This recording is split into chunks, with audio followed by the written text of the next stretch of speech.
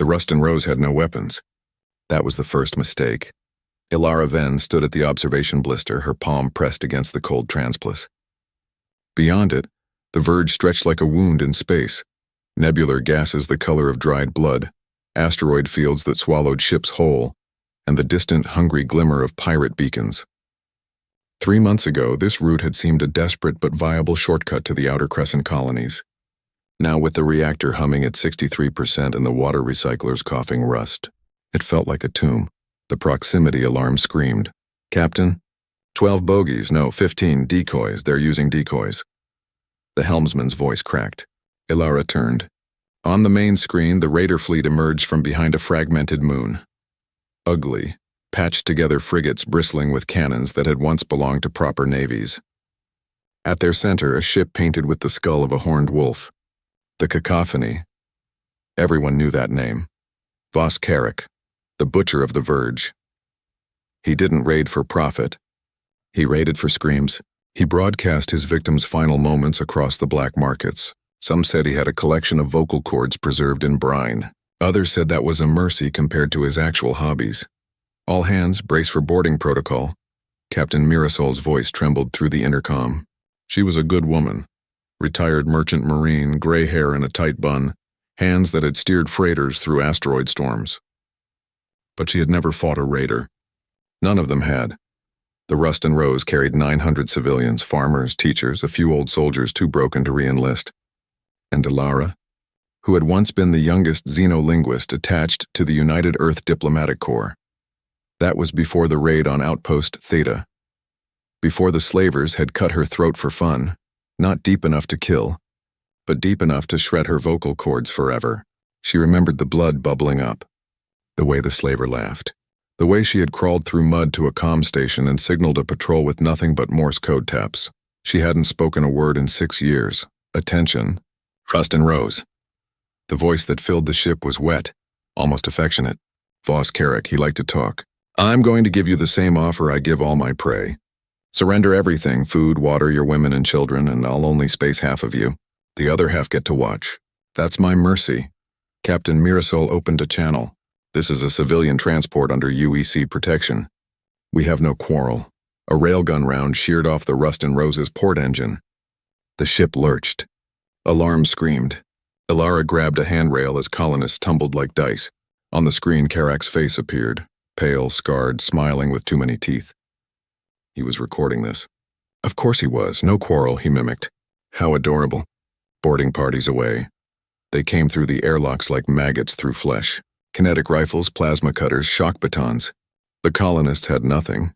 A few antique pistols, a lot of fear. Within 10 minutes, Carrack stood on the bridge, his boot on Captain Mirasol's chest. The old woman stared up at him with quiet defiance. Ilara watched from behind a support strut. "You," Carrack said, nudging Mirasol's chin with his boot. "You'll beg first." "I always let the captain beg. Makes the others lose hope." Mirasol spat on his boot. Carrack's smile vanished. He drew a heavy-bore pistol, pressed it to her forehead, and fired. The sound was wet and final. The bridge went silent except for the drip of blood on steel. Carrack turned slowly, scanning the frozen faces. "Anyone else want to be a hero?" That was when Ilara stepped forward. She didn't speak. Couldn't. But her hands began to move. Sharp, precise signs, the formal language of Earth's diplomatic corps. Every colonist knew it. Carrack, to his credit, recognized it too. His eyes narrowed. "A mute," he said. "How tragic." "What's she saying?" One of his raiders, a woman with half her face burned, translated reluctantly. "She says, under Verge law, any captain who kills unarmed civilians forfeits his claim. She challenges you for command. Trial by combat." Silence. Then Carrack laughed. "It went on too long. You?" He stepped closer, towering over her. "A broken-voiced linguist against me?" He grabbed her chin, tilted her face to the light. The scar across her throat was a white trench. "I've killed 100 better than you." Ilara didn't flinch. She signed again slowly so every raider could see. The burned woman's voice came out hollow. She says, "Then one more won't matter. But the wolves are watching, Captain. They want a show." Carrack looked at his crew. They were grinning, bloodthirsty, bored. He couldn't back down in front of them. He released her. "Fine. Weapons now." Alara shook her head, signed, "No weapons. No armor, just me." The raiders howled with laughter. Carrick's smile returned, wider and uglier. "You hear that? She wants to die with her hands." He cracked his neck. "I can arrange that." He didn't see the way Alara's fingers twitched, the way her eyes had gone cold as a dead star. He didn't know what she had learned in 6 years of silence. They made a ring on the cargo deck. The Rust and Rose's colonists were herded against the walls. Children clutched to chests, old men praying. Overhead, the emergency lights pulsed red. The air smelled of ozone, blood, and the acrid tang of plasma burns from the boarding assault. Carrick stood in the center of the ring, rolling his shoulders, cracking his knuckles. He had stripped to the waist a map of scars and crude tattoos, each one a boast. A knife handle protruded from his boot. Another was strapped to his forearm. He wasn't playing fair. Alara stood across from him, still in her gray engineer's jumpsuit, hands loose at her sides, face utterly blank. "Last chance, little ghost," Carrick said, loud enough for his recording drone. "Scream for me now and I'll make it quick." Alara raised her hands, signed. The burned raider translated, "You talk too much. That's why you'll lose." Carrick lunged. He was fast, no, faster than fast. A brute with a sprinter's acceleration. The knife from his boot was in his hand before most people could blink. He aimed for her throat, that old scar, a cruel precision. Alara moved like water she didn't block. She redirected. Her left palm met his wrist at the exact angle to slide past, not stop. Her right foot swept behind his advancing knee. Carrick's momentum carried him forward, off balance, and she wasn't there anymore. She was behind him, her hand closing on the knife strapped to his forearm. She didn't draw it. She just held his arm locked, his own blade pressed against the inside of his elbow. He roared, twisted through an elbow. She ducked. The knife in his boot, she had it now, how? He hadn't seen her bend. She hadn't bent. She'd kicked it free and caught it with her toes, flipped it to her hand in a motion too smooth to be improvised. The cargo deck went silent. Carrick was bleeding. Not badly. A shallow cut along his ribs he hadn't even felt her make. But he was bleeding.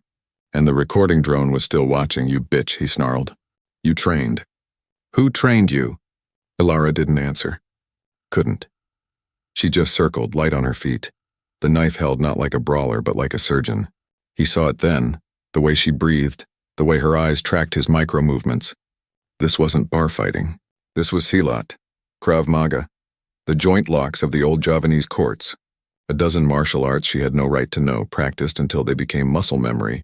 6 years of silence. 6 years of training in the cargo holds of freighters, sparring with retired soldiers and ex-gladiators who owed her favors. 6 years of learning that a voice can fail but a body remembers. Carrick charged again, wild this time, angry.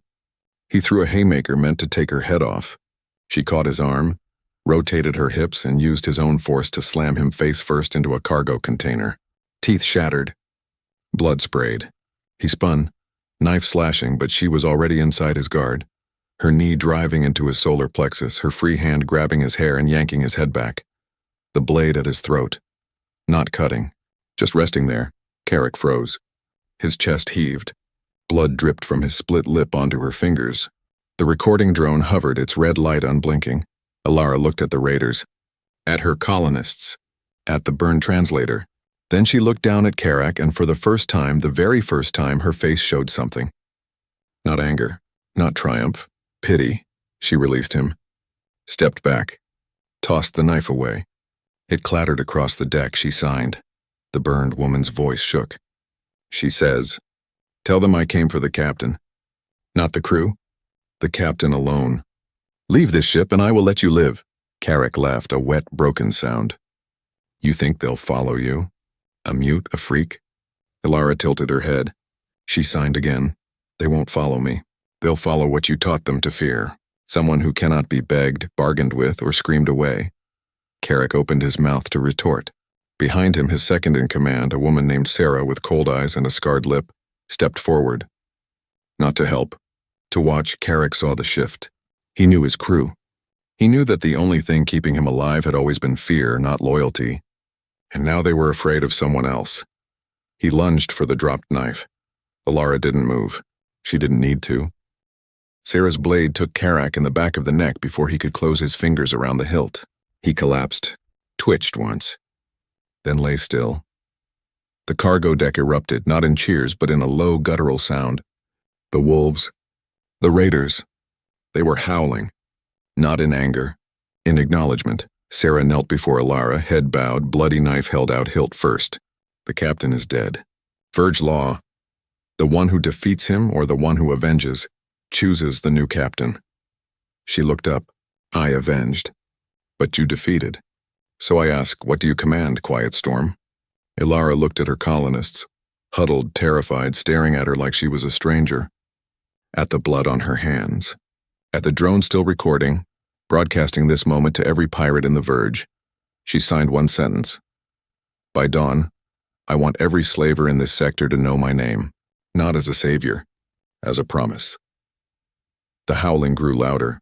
Dawn came gray and cold through the cacophony's viewports. Ilara stood on the Raider flagship's bridge, still wearing her engineer's jumpsuit, still silent, and watched the Ruston Rose drift a safe distance away. Her people were alive. That was all that mattered. Sarah brought her coffee. Real coffee, stolen from some freighter's hold, bitter and hot.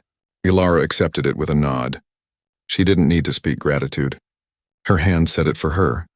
The crew is restless, Sarah said, leaning against the navigation console. She had cleaned Karak's blood from her blade, but not from under her fingernails. A statement. They expected you to execute the old captain's loyalists. Make an example, Ilara signed. I am not Karak. No, that's the problem. Sarah's voice was flat, not disrespectful. You won. But winning and ruling are different. They need blood or they'll turn. Ilara set down the coffee. She walked to the main display and pulled up the cacophony's logs. Karak's private files encrypted with a cipher she'd cracked in 20 minutes while the raiders slept. Sarah watched, impressed despite herself. The logs spilled across the screen. Raid coordinates, bribe payment, slave manifests. And one file marked with a weeping skull. Sarah went pale. Don't open that. Ilara opened it. The file was a star map. A planet called Charon's Lot, in the unclaimed dark between Verge and the Hollows. But it wasn't a planet, it was a market. 300,000 slaves processed annually. Children sold to mining colonies. Adults to organ farms. And at the bottom, a list of ships that had supplied the market. The Ruston Rose wasn't on it. But 47 other civilian transports were. Transports that had vanished over the last decade. Transports that Karak had sold out. Ilara turned to Sarah. Her face didn't change. That was the terrifying part. No rage, no tears. Just a cold, patient stillness like the moment before an avalanche. Sarah dropped to one knee. Not ritual this time, but genuine. I didn't know the full scope. None of us did. Karak took his orders from someone higher. A warlord named Tanis Ven. Ilara flinched. Only the smallest twitch of her fingers. But Sarah saw it. You know that name. Ilara nodded slowly. She signed. Tanis Ven led the raid on Outpost Theta. He cut my throat himself. I was his last captive before I escaped. Sarah's scarred lip curled. Then you know why the wolves are howling for you. Not because you're strong. Because you're personal. She stood, gesturing to the map. Tanis controls the slave market. Karak was just a supplier. If we kill him, we don't just avenge your people. We destroy the economy that feeds every raider fleet in the Verge. But we can't do it alone. Ilara signed. How many ships would follow me? 20, maybe 30 if the ones who hated Karak come out of hiding. Sarah paused. Against Tanis's 200? And an orbital defense grid. And a private army of ex-soldiers who don't have consciences. The bridge was quiet. The red emergency lights had been replaced with standard illumination. And in the harsh white glow, Ilara looked smaller. Frailer, a woman in a gray jumpsuit with a scar on her throat and nothing in her hands, but her eyes. Her eyes were the eyes of someone who had already died once and found it boring. She signed again. One word. Sharp as a blade's edge. Burn it. Sarah stared. You can't be serious. We don't have the firepower. We don't have the numbers. We'd be flying into a slaughter. Ilara walked to the weapons locker. She pulled out a data tablet and began sketching. Fast, precise diagrams. Tactical formations. Decoy patterns. A layered assault that used the cacophony's stealth coding. The asteroid field's natural cover. And something else. A backdoor in Tanis's AI defenses that she'd discovered 6 years ago during her captivity. She'd never used it. She'd been saving it. Sarah read over her shoulder. Her breath caught. This is insane, Ilara nodded. This is suicide. Ilara nodded again. Sarah laughed, a short, bitter sound. You know, I followed Karak because I was afraid to die. I think I'll follow you because you're not. She extended her hand. Ilara took it. Outside, the raider fleet began to stir. The news spread. The Quiet Storm was going to war. Not for plunder. For revenge. For 47 lost ships. For a throat that would never speak again. By midday, 23 captains had pledged their crews. By nightfall, that number became 31. The wolves painted their ships with a new symbol, a storm cloud, silent lightning, a single closed mouth. And somewhere in the dark, Tanis Ven laughed and opened a bottle of wine. He had no idea what was coming. The assault on Karen's lot began not with thunder, but with silence. Ilara had trained the raiders for 3 weeks, every waking hour, every cargo hold, every scrap of vacuum-suited zero-gravity combat.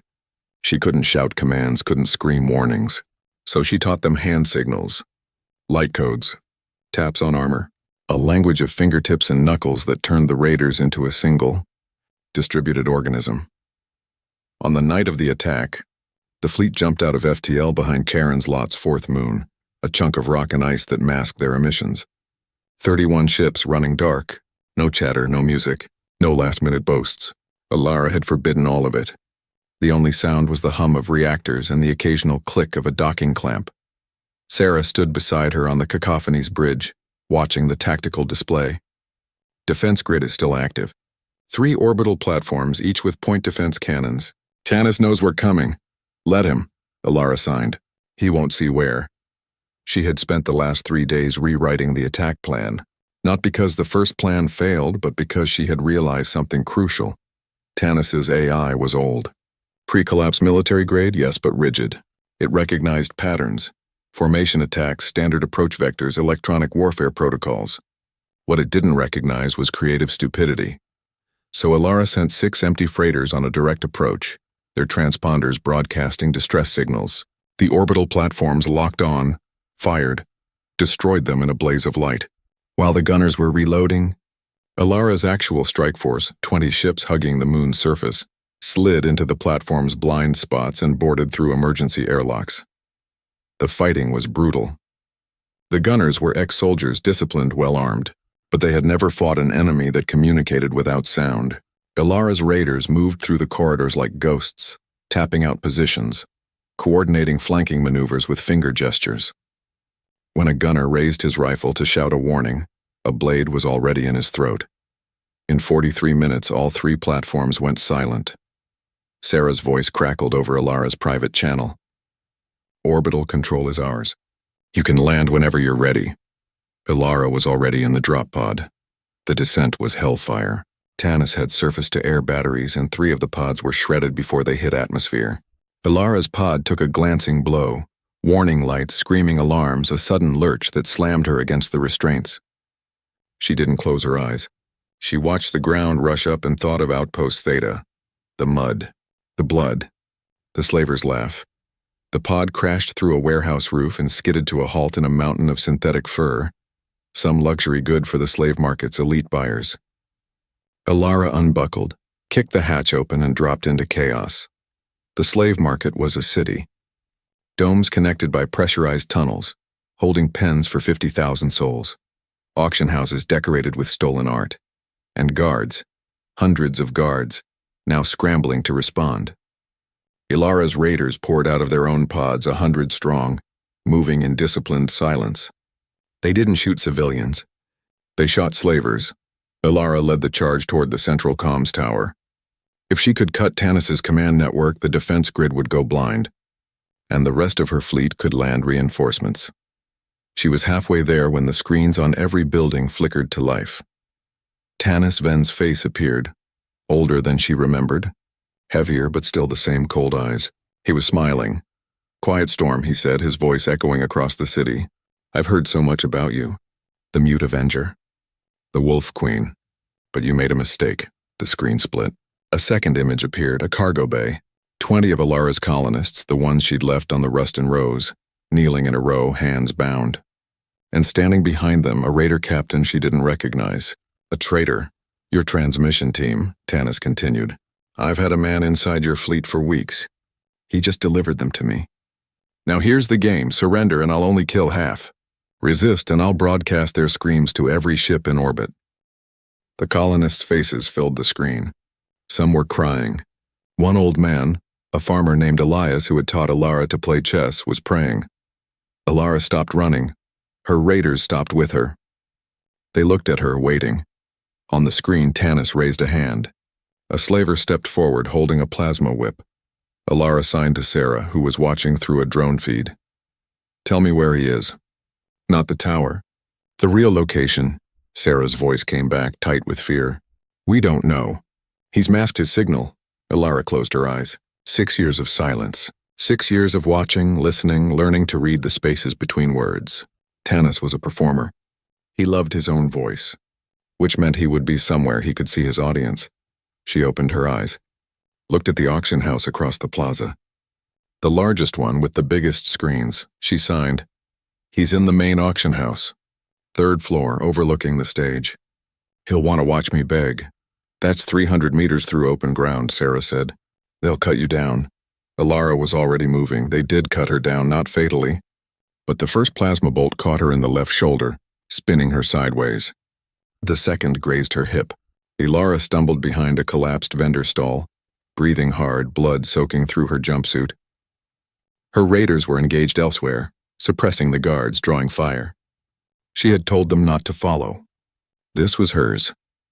The auction house loomed ahead, its screen still showing the colonists. Tanis had stopped talking, which meant he was watching her crawl. She could feel his eyes like a weight. Good, she thought. Keep watching. She had learned something in 6 years of silence. Pain is a signal, not a stop. Her left arm hung limp, but her right hand still worked. She pulled a data spike from her belt, a modified version of the backdoor code she'd planted years ago, and dragged herself toward the auction house's side entrance. The guards there saw her, raised their rifles. She threw a smoke canister.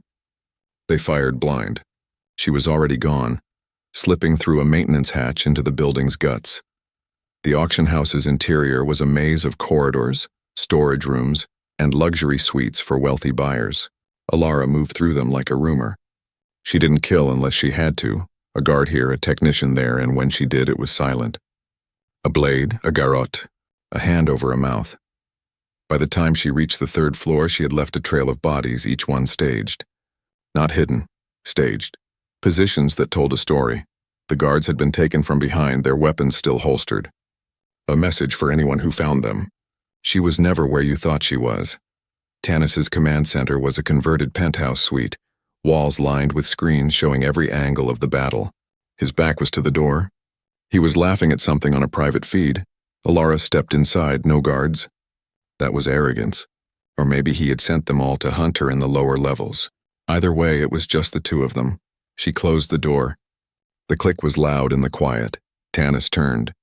His smile didn't waver. There you are. I was wondering when you'd show up, he gestured to a chair. Sit, we have so much to discuss. Alara didn't sit. She walked to the main console, her blood dripping onto the expensive carpet, and pulled up the colonist's location. A holding cell in the basement. Still alive, Tanis watched her amused. You know, I've killed a lot of people, heroes, villains, desperate parents. But I've never killed someone who can't scream. I'm almost looking forward to it. Alara turned. Signed. You talk too much. You always have, he frowned. I don't know that sign language, she nodded. Walked to him. He reached for his sidearm. Her right hand moved faster. She didn't take the gun, she took his wrist, twisted, and broke it with a sharp, wet crack. He screamed. She put her hand over his mouth, muffling the sound, and drove her knee into his stomach. He folded. She let him fall. Then she knelt beside him, pulled out a knife, and carved a single sentence into the marble floor in front of his face. You have 1 hour to release my people. If any of them are harmed, I will come back. Not to kill you, to make you wish I had. She stood, walked to the door, paused. She didn't look back. Outside, the battle was still raging. But something was changing. The guards on the screens were faltering, not because they were losing, but because their commander wasn't giving orders. Tanis was still on the floor, cradling his wrist, staring at the message. Alara limped toward the stairs. Her vision was blurring from blood loss. She needed a medic. She needed to find her colonists. She made it to the second-floor landing before the explosion rocked the building. Not a bomb. An orbital cannon. The same cannons she had disabled earlier, except she hadn't. She had reprogrammed them. Set them to target Tanis's private armory, buried beneath the auction house. The building shuddered, cracked, and began to collapse. Ilara threw herself through a window into the plaza below. She hit the ground hard, rolled, came up with a rifle in her good hand. The auction house was crumbling behind her, a mushroom cloud of dust and fire. On the screens, Tanis's face reappeared, wild-eyed, bloodied, screaming into a comm. "The cannons! Who fired the cannons?" Ilara's voice was gone, but her smile was not. She signed to the nearest drone. "That was me. I was never inside the building. I was on his bridge the whole time." The bluff had cost her a shoulder, a hip, and half her blood. But Tanis's orbital cannon, the one he thought she'd missed, was now a smoking crater. And his army was watching their god bleed on live television. The wolves began to howl. The liberation of Karen's lot took 17 more hours.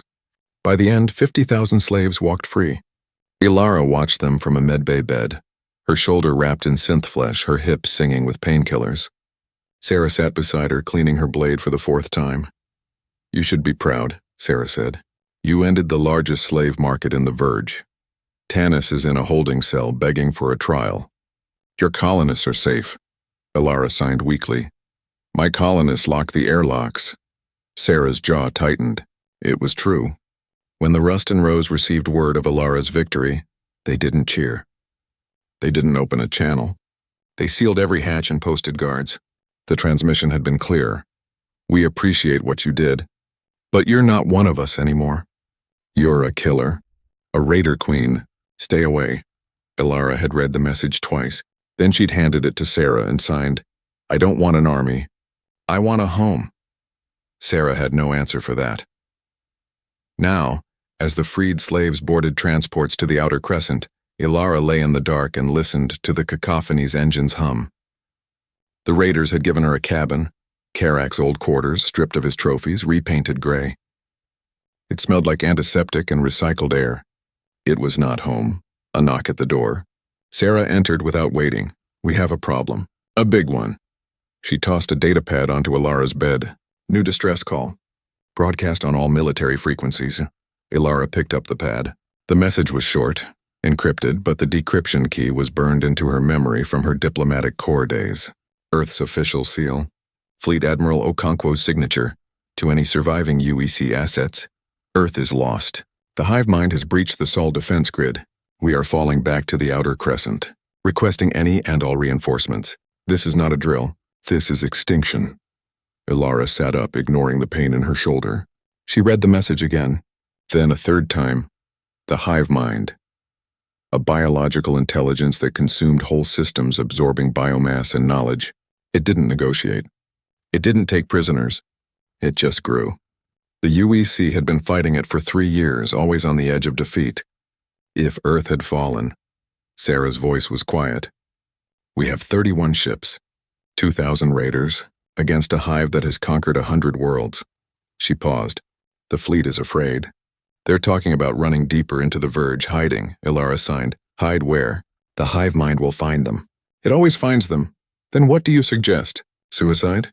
Ilara swung her legs over the side of the bed. Her hip screamed. She ignored it. She pulled up the star map on the datapad and traced a line from Karen's lot to the Outer Crescent's defensive perimeter. Then she tapped a single location, a fortress world called Haven, where the remnants of the UEC fleet were gathering. She signed, "We go there. We offer our ships, our skills, our silence." Sarah stared. "They'll arrest us, execute us. We're pirates. We're survivors," Ilara signed. "And right now survival speaks louder than law." The silence stretched.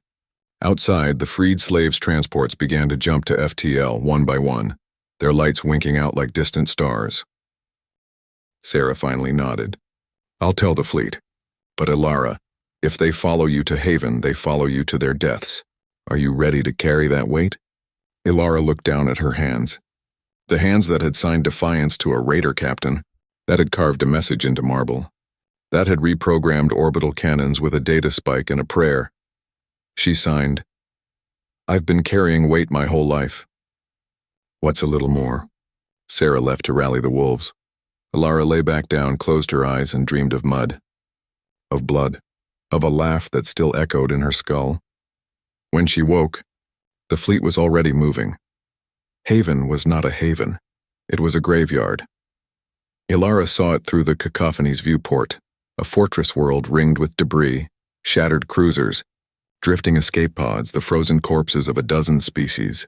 The UEC's last stand had already begun, and from the looks of it, they were losing. 50 ships left, Sarah reported, her voice hollow. Mostly frigates. One carrier. No capital ships. She paused. The hive mind's main swarm is 12 hours out. They're going to die here. Alara stood at the viewport, her shoulder throbbing, her hip aching. She had shed her engineer's jumpsuit for something new. A matte black vac suit unadorned except for a single symbol on the chest. A storm cloud with closed lips. The raiders had made it for her, a gift. A promise. She signed to the fleet. Open a channel to Admiral Okonkwo. He won't listen to pirates. He'll listen to the woman who just destroyed the Verge slave market. Open it, the channel crackled to life. A tired voice, Admiral Okonkwo, his face gaunt, his uniform stained with someone else's blood, appeared on the main screen. This is UEC Command. Identify yourself, Alara stepped into frame. She didn't speak. Couldn't. Instead, she raised her hands and signed, slowly, formally, the diplomatic core language she had learned a lifetime ago. Sarah translated. Admiral, my name is Alara Ven, former xenolinguist Outpost Theta. 6 years ago, the Verge raiders cut my throat and left me for dead. Yesterday, I cut out their slave market. Today, I'm offering you 31 ships and 2,000 soldiers who know how to fight in silence. Okonkwo's eyes widened. Ven, the linguist who went missing? We thought you were dead. I was. I got better. A ghost of a smile crossed the Admiral's face. Then it faded. You're too late. Even with your ships, we're outnumbered 10 to 1. The hive mind adapts, it learns. Every tactic we've tried, it counter. We've lost 3 admirals this month alone. Alara nodded. She had expected this. She pulled up a data file.